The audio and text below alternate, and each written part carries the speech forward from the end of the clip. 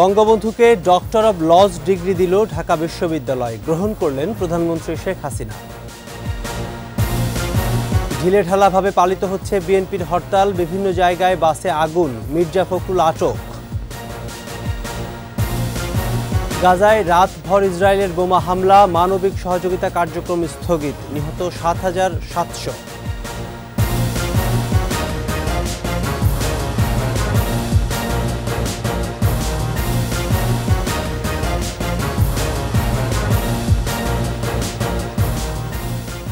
শুনছিলেন first security ইসলামী bank limited সংবাদ শিরোনাম। আমন্ত্রণ দুপুর ২টার ২১ সংবাদে। সাথে আছি আমি প্রণব চক্রবর্তী। দর্শক, ২১ টেলিভিশনের সংবাদ একই সাথে সরাসরি দেখতে পাবেন আমাদের ফেসবুক পেজ www.facebook.com/2124 অনলাইনে। ৫২ থেকে ৭১-এর মুক্তিযুদ্ধ পর্যন্ত বঙ্গবন্ধুর আত্মত্যাগ স্মরণে রেখে দেশের উন্নয়নে সবাইকে তৈরি হওয়ার আহ্বান জানিয়েছেন প্রধানমন্ত্রী শেখ হাসিনা।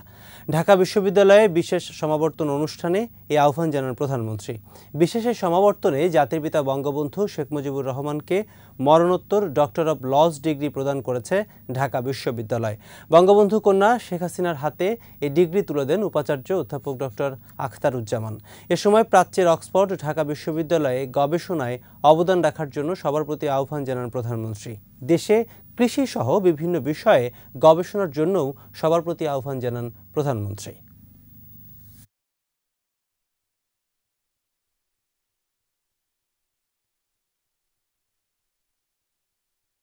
আমরা ডিজিটাল বাংলাদেশ ঘোষণা দিয়েছিলাম, আজকে আমরা স্মার্ট বাংলাদেশ গড়ে তুলব। অর্থাৎ আমাদের বর্তমান প্রজন্ম ছেলেমেয়েরা সবাই স্মার্ট জনগোষ্ঠী হবে, স্মার্ট গভর্নমেন্ট হবে, স্মার্ট ইকোনমি হবে, স্মার্ট সোসাইটি হবে। সেইভাবেই আমরা এই দেশকে গড়ে তোলার পরিকল্পনা নিয়েছি। ঢিলেঢালাভাবে পালিত হচ্ছে বিএনপির ডাকা সকাল সন্ধ্যা হরতাল। প্রতিটি সড়কে রয়েছে গণপরিবহন। সাধারণ মানুষ বলছেন এই হরতালে বেড়েছে ভোগান্তি। নিরাপত্তা নিশ্চিতে সতর্ক অবস্থানে আইন শৃঙ্খলা রক্ষাকারী বাহিনী। এদিকে গুলশানের বাসা থেকে বিএনপি মহাসচিব মির্জা ফখরুলকে আটক করেছে গোয়েন্দা পুলিশ। সহকর্মীদের সহায়তায় তৌহিদুর রহমানের রিপোর্ট।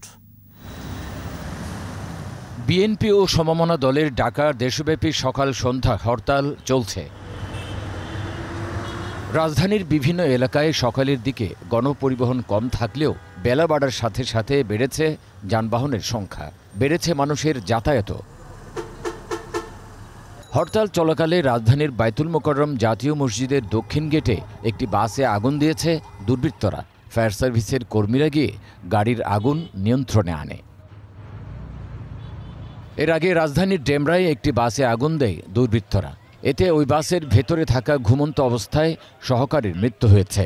এছাড়া অন্য বাসের আরেক হেলপার দগ্ধ হয়েছে বলে জানিয়েছে ফায়ার সার্ভিস। এছাড়া রাজধানীর আরও কয়েকটি জায়গায়ও বাসে আগুন দিয়েছে দুর্বৃত্তরা। রাজধানী জুড়ে সতর্ক অবস্থানে আইন শৃঙ্খলা রক্ষাকারী বাহিনীর সদস্যরা। টহল জোরদার করা সহ আমরা রোবাস্ট পেট্রোলিং এবং ডোমিনেশন পেট্রোল এবং আমাদের গোয়েন্দা নজরদারি অব্যাহত রেখেছি, যাতে ঢাকা শহরের যে সম্মানিত নাগরিকরা রয়েছে তারা নির্বিঘ্নে চলাচল করতে পারে এবং তাদের নিরাপত্তার জন্য আমরা কাজ করে যাচ্ছি। তবে হরতালে বিএনপির পল্টন কার্যালয়ে কোনো নেতাকর্মীকে দেখা যায়নি। কার্যালয়ে তালা দেওয়া রয়েছে। পুলিশের পাশাপাশি সাংবাদিকদের উপস্থিতি দেখা গেছে। এদিকে হরতালের শুরুতে গুলশানের বাসা থেকে বিএনপির মহাসচিব মির্জা ফখরুল ইসলাম আলমগীরকে আটক করেছে পুলিশ। তৌহিদুর রহমান, ২১ টেলিভিশন, ঢাকা। এদিকে বিক্ষিপ্ত ঘটনার মধ্য দিয়ে দেশের বিভিন্ন স্থানে ঢিলেঢালাভাবে চলছে বিএনপির সকাল সন্ধ্যা হরতাল। বিভিন্ন স্থানে পুলিশের সাথে বিএনপি নেতাকর্মীদের সংঘর্ষের ঘটনা ঘটেছে। আটক করা হয়েছে বেশ কয়েকজনকে। প্রতিনিধিদের সহায়তায় আরও জানাচ্ছেন সমর ইসলাম। প্রক্রিয়াধীন রয়েছে, আসামাত্রই তা আমরা আপনাদেরকে দেখাচ্ছি। আমরা চলে যাচ্ছি ফিলিস্তিনের গাজা প্রসঙ্গে। ফিলিস্তিনের গাজায় রাতভর বোমা হামলা চালিয়েছে ইসরায়েল। মূলত তারা মধ্য গাজার ঘাঁটিগুলো লক্ষ্য করে অভিযান চালাচ্ছে। এদিকে গাজায় মানবিক সহযোগিতা কার্যক্রম একেবারে স্থগিত হয়ে পড়েছে। টেলিযোগাযোগ বন্ধ রাখায় পৃথিবী থেকে বিচ্ছিন্ন হয়ে পড়েছে গাজা। এ পর্যন্ত প্রাণ হারিয়েছে ৭,৭০০-র বেশি মানুষ। আরও জানাচ্ছেন আজহারুল ইসলাম। ফিলিস্তিনের অবরুদ্ধ গাজা উপত্যকায় বিস্তৃত পরিসরে নজিরবিহীন হামলা শুরু করেছে ইসরায়েলের প্রতিরক্ষা বাহিনী। রাতভর ভয়াবহ বোমাবর্ষণ করেছে তারা।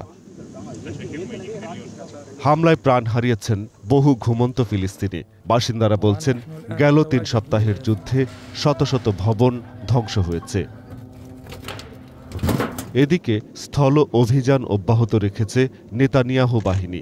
হাসপাতাল, জাতিসংঘের স্কুল এবং শরণার্থী ক্যাম্পগুলো ইসরায়েলের বর্বরতা থেকে ছাড় পাচ্ছে না। বিমান হামলায় অন্ধকারে নিমজ্জিত গাজায় ইন্টারনেট ও মোবাইল নেটওয়ার্ক সহ সব ধরনের যোগাযোগ মাধ্যম বন্ধ। ফলে গাজার সাথে সারা বিশ্বের যোগাযোগ বন্ধ রয়েছে।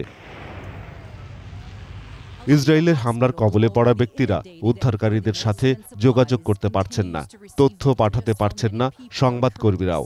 আন্তর্জাতিক গণমাধ্যম এবং ত্রাণ সংস্থার পক্ষ থেকে বলা হচ্ছে, যোগাযোগ ব্যবস্থা বিধ্বস্ত হওয়ায় তারা গাজার কারো সাথে যোগাযোগ করতে পারছেন না। ইসরায়েলের সেনাবাহিনী জানিয়েছে, মধ্য গাজার জঙ্গি ঘাঁটিগুলো লক্ষ্য করে অভিযান চলছে। হামাসের প্রচুর ঘাঁটি ধ্বংস হয়েছে বলে দাবি করছেন তারা। এদিকে ইসরায়েলের গোলাবর্ষণের জবাবে শত শত রকেট ছুড়েছে হামাস যোদ্ধারা। হামাসের সশস্ত্র শাখা আল কাসাম ব্রিগেড জানিয়েছে, গাজার উত্তরাঞ্চলীয় শহর বেইত হানুনুন এবং মধ্যাঞ্চলীয় আল বুরেইজেতে ইসরায়েলি সেনাদের নাস্তানাবুদ করেছেন তারা। আজহারুল ইসলাম, 21 টেলিভিশন। এই জানিয়েছিলাম, বিক্ষিপ্ত ঘটনার মধ্য দিয়ে দেশের বিভিন্ন জায়গায় ঢিলেঢালাভাবে হরতাল চলছে এবং সংঘর্ষের ঘটনায় বেশ কয়েকজন আটক হয়েছেন। প্রতিনিধিদের সহায়তায় জানাচ্ছেন সমর ইসলাম।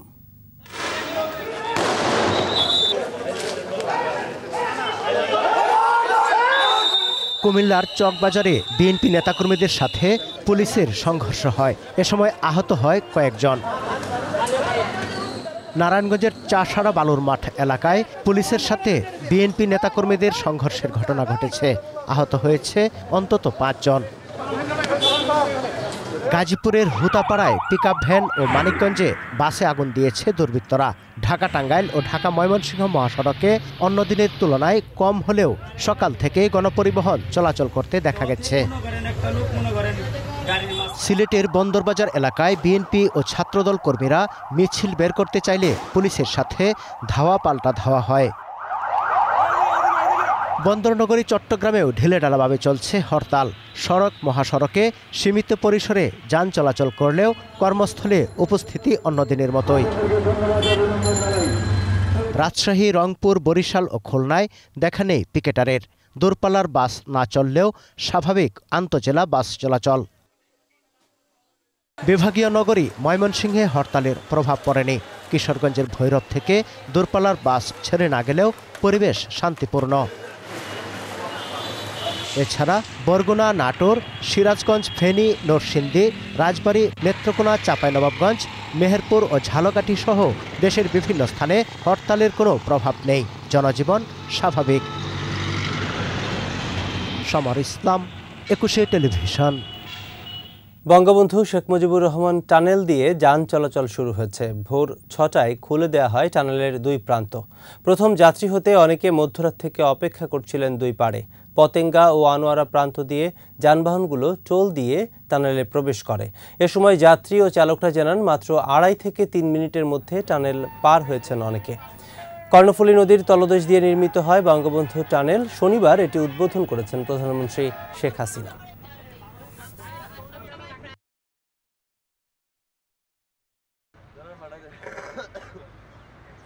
এখানে কোনো দাঁড়ানো যাবে না। এখানে আপনার 2টা লেন আছে, 1 ওয়ে। একটা দিয়ে আপনারা যাবেন, আরেকটা দিয়ে পতেঙ্গা থেকে আনোয়ারার দিকে যাবে, আরেকটা দিয়ে আনোয়ারা থেকে পতেঙ্গার দিকে আসবে। তো এখানে কোনো আপনার দাঁড়ানোর সুযোগ নাই। তা আপনি যতটুকু দেখতে পারেন যাওয়ার সময় দেখতে পারবেন। দ্বিতীয়ত হলো, ইন কেস অফ ইমার্জেন্সি যদি কোনো অ্যাক্সিডেন্ট, দুর্ঘটনা ঘটে, সেই ক্ষেত্রে আমাদের সার্বক্ষণিক ফায়ার ট্রাক এবং রেকার এবং ভিতরে কিছু আমাদের ইমার্জেন্সি এক্সিট পয়েন্ট সহযোগিতা করার জন্য আমাদের স্ট্রাইকিং ফোর্স বলতে পারেন, এরকম সবসময় আমাদের স্ট্যান্ড বাই থাকবে। বিশ্বের 44টি শীর্ষ প্রযুক্তির 37টি রয়েছে চীনের কাছে। দেশটির সহায়তায় বাংলাদেশ মেগা প্রকল্প বাস্তবায়ন সহ প্রযুক্তি খাতে এগিয়েছে। দেশের কয়েকটি কোম্পানির আন্তর্জাতিক মানের হয়ে ওঠার ক্ষেত্রেও ভূমিকা রেখেছে চীনের প্রযুক্তিগত সহায়তা। কারিগরি ও প্রযুক্তি খাতের উন্নয়নে চীনের সহযোগিতা নেয়ার সুযোগ আছে বলছেন ব্যবসায়ী ও অর্থনীতিবিদরা। তৌহিদুর রহমানের আরেকটি রিপোর্ট।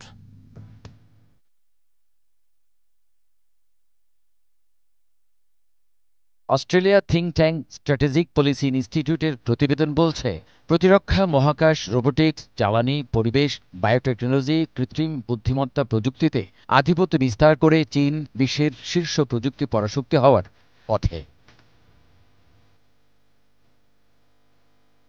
গুরুত্বপূর্ণ ৪০টি প্রযুক্তির মধ্যে ৩৭টি রয়েছে চীনের হাতে। এ কারণেই বিশ্বের শীর্ষ উৎপাদন ক্ষেত্র হয়ে উঠেছে চীন।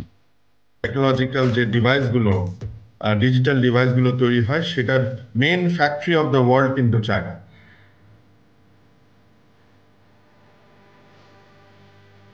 অন্যদিকে গত ১.৫ দশকে বাংলাদেশের প্রযুক্তি খাত বিকশিত হয়েছে। নানা খাতে বেড়েছে প্রযুক্তির ব্যবহার। তবে প্রযুক্তি রপ্তানিতে বাংলাদেশ এখনও পিছিয়ে। প্রোডাক্ট স্পেস ম্যাপ অনুসারে প্রযুক্তিপণ্য উৎপাদন ও উচ্চ প্রযুক্তি সম্পন্ন কাজে এখনও বাংলাদেশ যথেষ্ট সক্ষম নয়। বাংলাদেশের মেগা প্রকল্প বাস্তবায়নে চীন গুরুত্বপূর্ণ ভূমিকা রাখছে। তৈরি পোশাক শিল্পের আধুনিকায়ন, বিভিন্ন মেশিনারিজ সরবরাহ, সর্বোপরি দেশের ডাটা সংরক্ষণে দেশটি বড় ভূমিকা রয়েছে।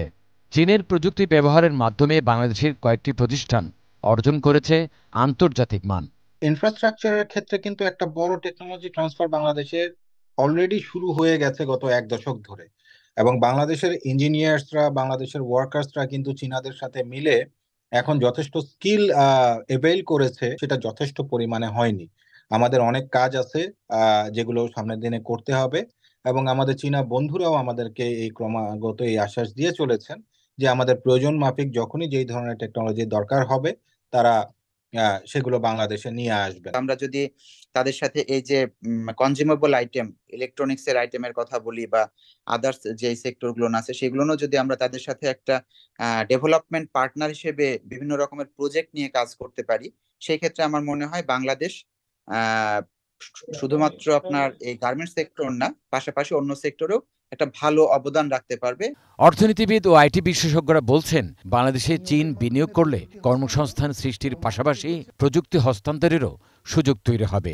এক্ষেত্রে বাংলাদেশি জনবল নিয়োগে শর্ত থাকা উচিত বলছেন তারা। চাইনিজ টেকনোলজি নেওয়ার ক্ষেত্রে দুটো উৎস আমাদের ব্যবহার করা দরকার। একটি হচ্ছে চাইনিজ বিনিয়োগের মাধ্যমে প্রযুক্তি হস্তান্তর, এবং আরেকটি হলো চাইনিজ পণ্য বা প্রযুক্তি সরাসরি আমাদের এখানে আমদানির মাধ্যমে প্রযুক্তি হস্তান্তর। যেগুলো দিয়ে বাংলাদেশে মেশিনারিজ তৈরি করা যায়, ওই ধরনের প্রযুক্তিগুলো নিয়ে যদি চাইনিজ বিনিয়োগকারীরাই বাংলাদেশে বিনিয়োগে আসেন, তাহলে একই সাথে আমাদের বিনিয়োগ পাওয়া হবে এবং একই সাথে আমরা চাইনিজ প্রযুক্তির সঙ্গেও পরিচিতি লাভ করতে পারবো।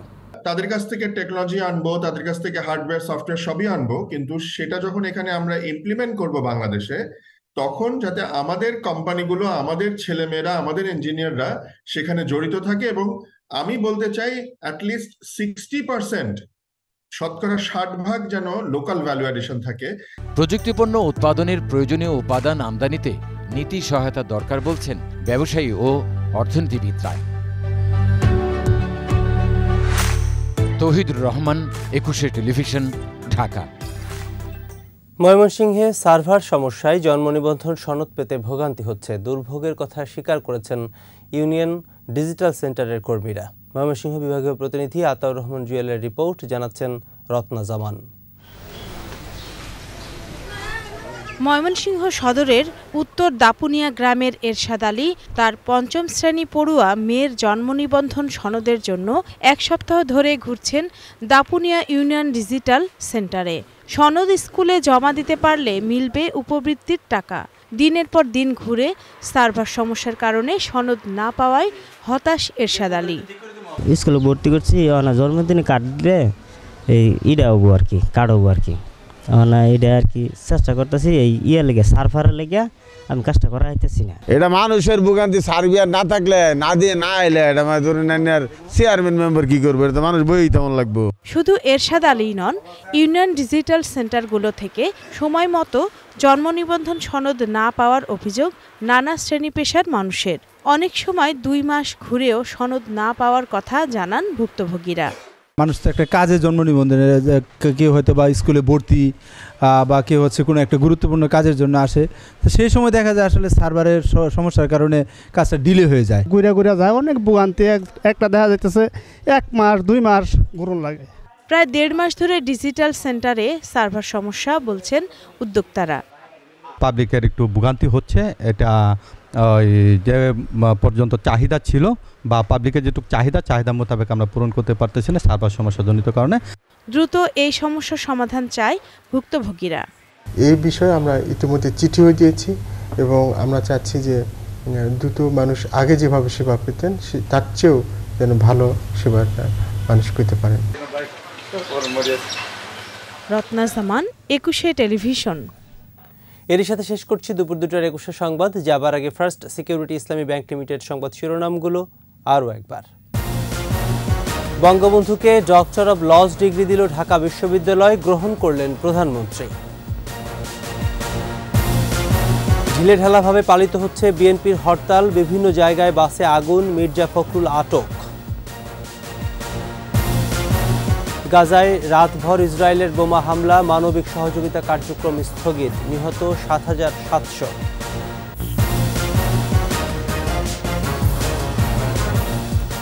দর্শক, সর্বশেষ খবর জানতে ডায়াল করুন 2021 নম্বরের, ভিজিট করুন 21-tv.com এই ওয়েবসাইটে। এছাড়া ফেসবুকে ভিজিট করতে পারেন facebook.com/2124 অনলাইন। এতক্ষণ সাথে থাকার জন্য ধন্যবাদ। পরবর্তী সংবাদ সন্ধ্যা 6টায় 21 দেশের সংবাদ দেখার আমন্ত্রণ রইল।